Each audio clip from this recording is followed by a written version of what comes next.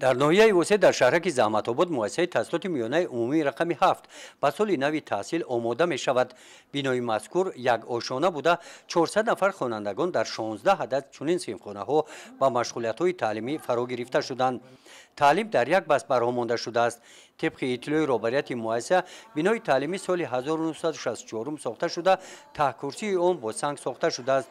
با وجود کهنه بودن بنا، ماموریت مکتب با جلب کارمندان قسم خوجگیداری و شخصان سخاوتمند دهه کوشش نمودند صنفخانه‌ها را در سطح لازمی از تعمیر جاری برآورند. طور رهبریت مکتب اطلاع دادند میز و کرسی ها جای نشست خوانندگان بسنده می باشد. آب نوشاکی برای خوانندگان طریق ظرف 1000 لیتره تامین کرده شده است.